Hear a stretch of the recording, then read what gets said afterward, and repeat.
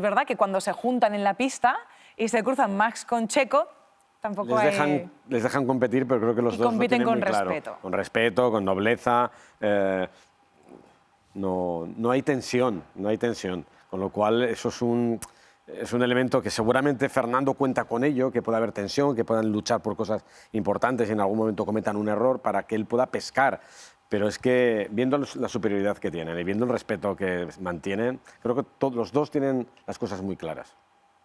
Que saben que solo así se pueden acercar al objetivo, en realidad, ¿no? Respetándose el uno al otro, porque Checo para poder discutirle el campeonato a Max y Max para tenerlo cuanto antes.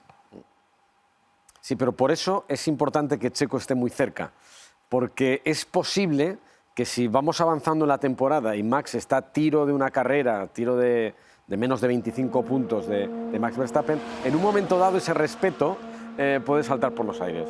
Cuando se acercan al momento del final de la carrera y el título esté cerca, ¿no? Entonces, bueno, tiene que aguantar Checo y tiene que aguantar Fernando ahí, que de momento, bueno, pues sigue aguantando porque es bestial.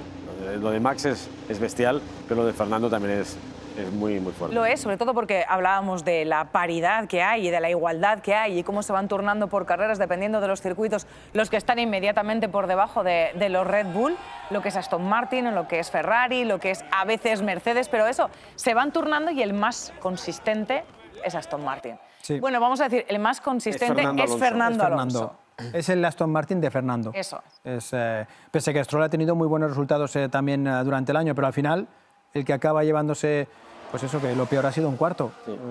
La regularidad la está aportando Fernando. Fernando quiere más, ya no le basta ser tercero, sueña con que ocurra algo, que el coche vaya un poco mejor con las nuevas piezas que puedan llegar a partir de ahora o que les pase algo a Red Bull. Ya está harto de ser cuarto, de ser 4 veces tercero en esta temporada.